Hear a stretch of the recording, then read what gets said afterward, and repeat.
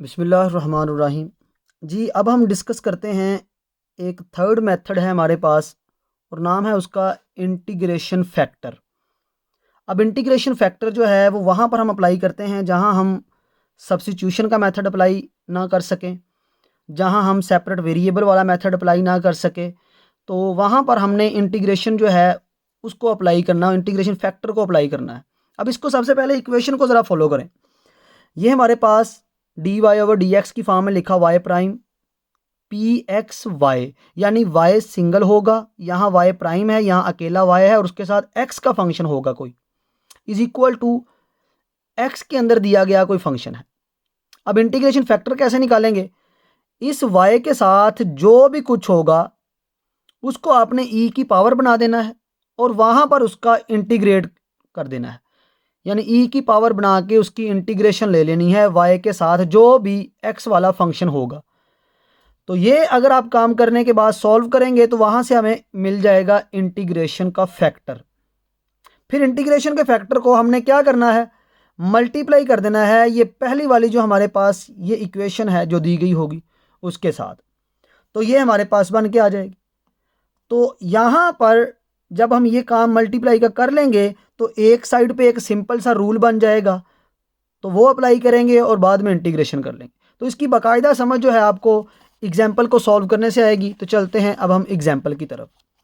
यहाँ पर हमें एक एग्जाम्पल दी गई है जी, y prime -2xy is equal to x, और ये हमारे पास इक्वेशन नंबर 1 हमने मान ली। अब अभी हमने इक्वेशन जो पढ़ी है वो क्या है? वाई प्राइम हो, उसके बाद वाई के साथ एक्स वाला फंक्शन हो, उसे पी एक्स कहते हैं, is equal to Q X. अब इन दोनों का कंपैरिजन करें। जब हम इन दोनों का कंपैरिजन करते हैं तो कंपैरिजन से पी एक्स जो है -2 के बराबर 2x के बराबर आ गया और क्यू एक्स एक्स के बराबर आ गया। अब हम क्या करते हैं? अब हम यहाँ पर इंटीग्रेशन फैक्टर मालूम करते हैं।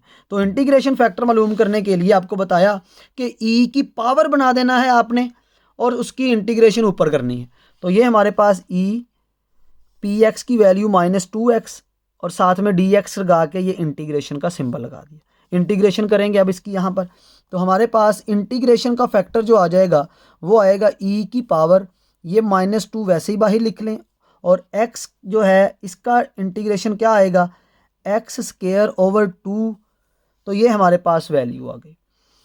तो यहाँ पर ये 2 से 2 कैंसिल हो गया, तो ई की पावर -x स्क्वायर, ये हमारे पास इंटीग्रेशन फैक्टर आ गया। तो यहाँ पर इसे आई एफ का नाम दे देते हैं।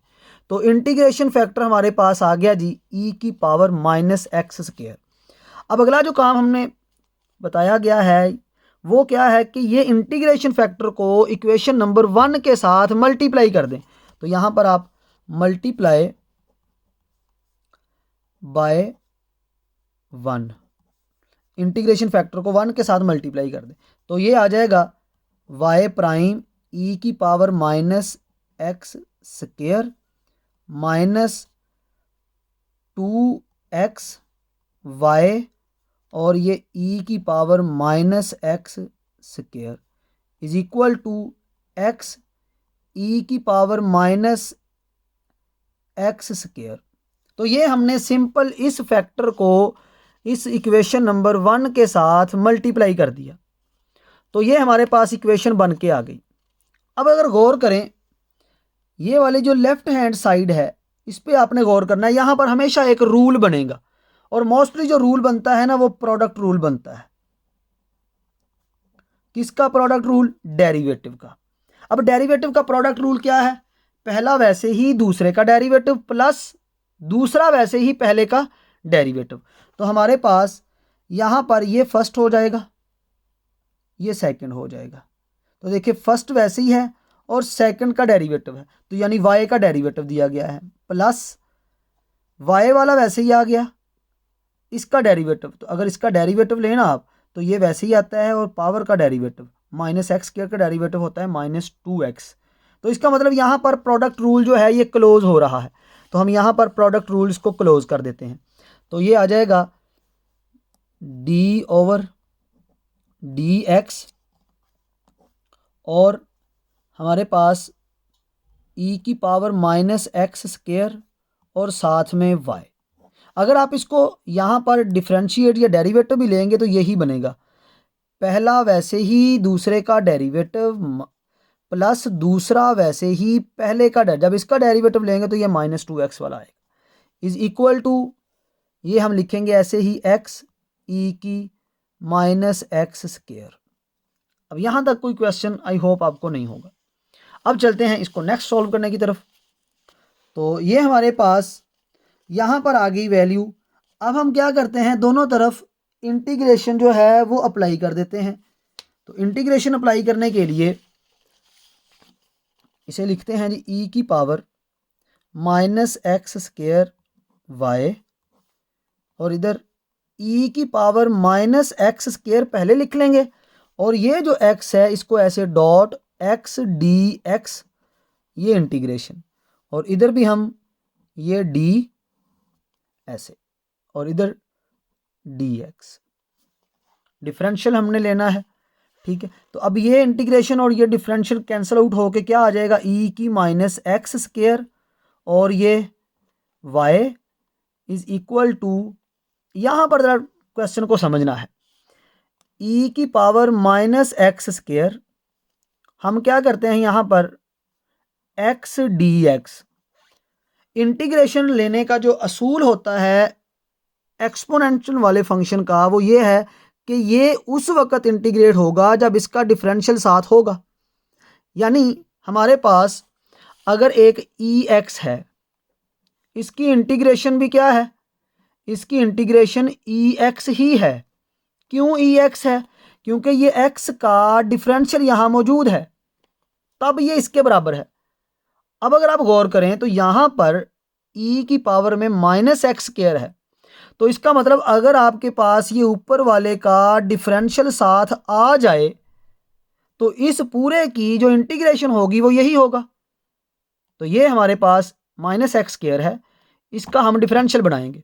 तो डिफरेंशियल बनाने के लिए हम क्या करेंगे, इसका डिफरेंशियल देख के डेरिवेटिव क्या होता है -2x, तो -2 से हमने मल्टीप्लाई खुद से किया, और जिससे हमने मल्टीप्लाई किया है उससे डिवाइड भी करना है, तो ये हमने डिवाइड भी कर दिया। ये e की -x², और ये y -1/2।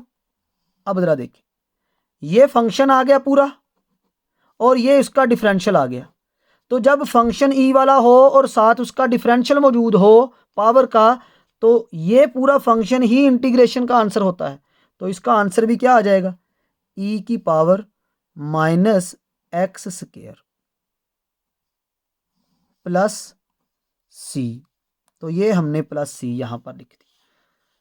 अब देखें, हमने y फाइंड करना है, तो इस वजह से y -1/, ये 2, ये इधर आके क्या हो गया जी, ऐसे ही ये हो गया डिवाइड -x², और ये ऊपर क्या है e की -x² प्लस c/e की -x², यानी ये वैल्यू इधर आके दोनों के नीचे डिवाइड हो गई। अब ये वैल्यू इससे कैंसिल हो गई, तो y किसके इक्वल आ गया, -1/2 के, प्लस ये c, ये वैल्यू ऊपर चली जाए, c e की पावर माइनस ऊपर जाके क्या हो जाएगी, +x²।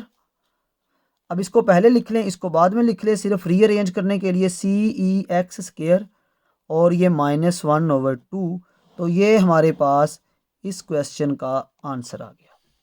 तो ये मेथड है हमारे पास बेसिकली इंटीग्रेशन फैक्टर का मेथड। तो इंटीग्रेशन फैक्टर का मेथड जो है इस तरीके से ही सॉल्व किया जाता है। अब हम चलते हैं इसकी एक और एग्जांपल की तरफ, ताकि ये इंटीग्रेशन फैक्टर जो है ये हमें मज़ीद कंफर्म हो जाए, इसकी हमें मज़ीद अंडरस्टैंडिंग हो जाए। तो इसके लिए हम एक एग्जांपल और कोट करते हैं। तो एक और एग्जांपल हमारे पास है जी, यहाँ पर y prime -5y is equal to 0। अब ये हमारे पास इक्वेशन है। अब यहाँ पर अगर आप गौर करें तो हमारे पास जो इक्वेशन है ना, वो ये है y prime plus px into Y is equal to qx। हमने हमेशा इसी इक्वेशन से इनका कंपैरिजन करना होता है। तो जब इनका कंपैरिजन करेंगे हम तो ये देखें पी एक्स किसके बराबर आ गया, पी एक्स बराबर आ गया आपके पास -5 के। क्यू एक्स किसके बराबर आ गया, क्यू एक्स बराबर आ गया 0 के। अब इंटीग्रेशन फैक्टर कैसे निकालते हैं, तो इंटीग्रेशन फैक्टर निकालने का तरीका है ई की पावर क्या आएगा, यहाँ पर जो नंबर है -5, साथ आएगा डी एक्स और साथ इसकी इंटीग्रेशन। तो ये हमारे पास इंटीग्रेशन फैक्टर निकालने का एक फॉर्मूला है। तो अब इसकी इंटीग्रेशन फैक्टर निकालें, ई ये -5 आ गया वैसे ही शुरू में, और डी एक्स की इंटीग्रेशन क्या आ गई, ये आ गई हमारे पास, चल ऐसे लिख लेते हैं डी एक्स, और अगले स्टेप में इंटीग्रेशन फैक्टर आपके पास ई की -5x। तो ये इंटीग्रेशन फैक्टर आ गया। अब अगला स्टेप क्या है जी, इंटीग्रेशन फैक्टर को गिवन इक्वेशन के साथ आपने क्या करना है, मल्टीप्लाई कर देना है। तो गिवन इक्वेशन हमारे पास ये है, इसके साथ हम क्या करते हैं, मल्टीप्लाई। तो ये आ जाएगा y प्राइम ई की -5x -5y ई की -5x इज इक्वल टू 0, क्योंकि इधर कोई वैल्यू नहीं है इसलिए 0 ही है, तो 0 ही रहने देंगे। अब देखिए यहाँ पर अगेन क्या बन गया, यहाँ पर अगेन हमारे पास प्रोडक्ट रूल जो है डेरिवेटिव का वो क्लोज होगा। तो यहाँ पर आप मेंशन कर सकते हैं प्रोडक्ट रूल क्लोज करना है।